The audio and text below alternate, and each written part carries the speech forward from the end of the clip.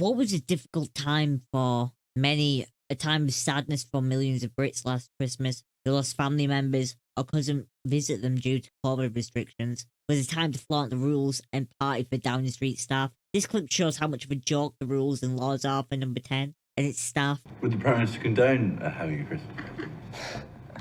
What's the answer? I don't know. I didn't. Wasn't a party, it was cheese and wine. Just be clear, it's not. Welcome back to another video, and this story's been making rounds. And this one is from the BBC, which has quite a few quotes from it. Downing Street party. Number 10 staff joked about party amid lockdown restrictions. First of all, let's start off by watching the entire video of the leaked footage from ITV. I've just seen reports on Twitter that there was a Downing Street Christmas party on Friday night. Do you recognise those reports? I went home. Hold on. Would the Prime Minister condone having a Christmas? What's the answer? I don't know. I didn't. Wasn't a party, it was cheese and wine. Just be clear, it's not. Is cheese and wine all right? No. It was a business meeting. I'm joking. This is recorded. This fictional party was a business meeting. And it was not socially distanced. I think you could tell that the video is pretty damn shocking, and people are outrightly outraged about it and upset. And it's just the sheer lack of regard, really, that comes from the video and the way they're acting and just flaunting about being above the rules and, you know, bragging about having a bit of cheese and wine. It's disgusting to see, right? Let's continue with going through the article. Downing Street continues to insist no party took place, but a source previously confirmed to the BBC that a party has taken place there on 18th of December with 7 dozen people in attendance. The BBC's political editor, Laura Kuttenberg, also said there was also backbench fury among Conservative MPs. Senior Tory Sir Roger Gale said the book stops at the top and called for Mr Johnson to give definitive answers on what happened when he appears in the Commons at 12 GMT. Asked by the BBC about the party, Foreign Secretary Liz Truss says, "I don't know the detail of what happened.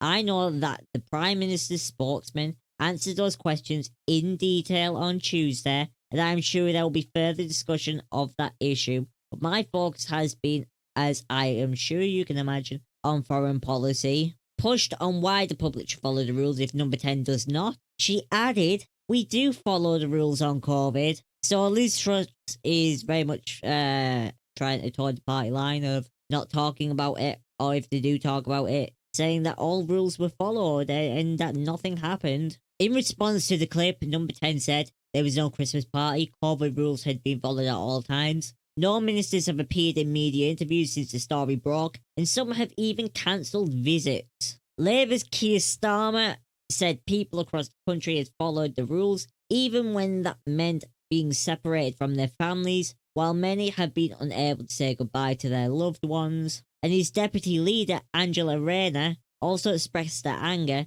saying nearly 150,000 people have died from COVID in the UK. They partied, we paid. And SNP's Westminster leader, Ian Blackford, said the Prime Minister must remove himself from office immediately if the party happened. So as you can see, a lot of MPs are going after Boris Johnson and Number 10 and Downing Street, and rightly so, because what happened is not okay, and there has to be serious questions about this, right? And David Lammy also went on the BBC to air his thoughts upon this, and there'll be a clip of this so you guys can watch. What do you need to hear from the Prime Minister today? An apology, the facts, what actually happened, getting real and getting serious, recognising that this virus has cost lives and those restrictions are important because he leads. Please, this was clearly more than a gathering of 6. Drinks and cheese and canapes.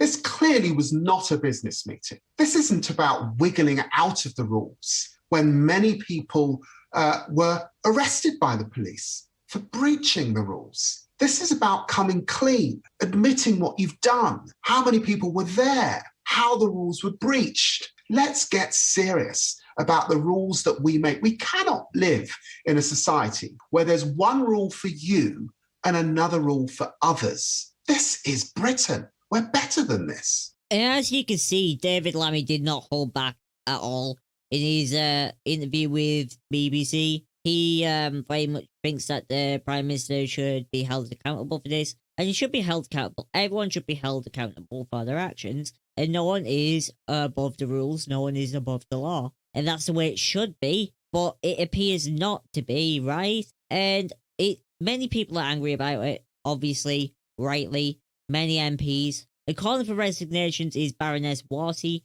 who tweeted, "The rule of law is a fundamental value, the glue that holds us together as a nation. Once that is trashed by those in power, the very essence of our democracy is at stake." And, you know, that is the reality. Everyone who was involved in this, who was involved in these parties, should resign, because it is frankly disgraceful. And if the Prime Minister himself was involved in this, he should resign, because this was not a business party, right?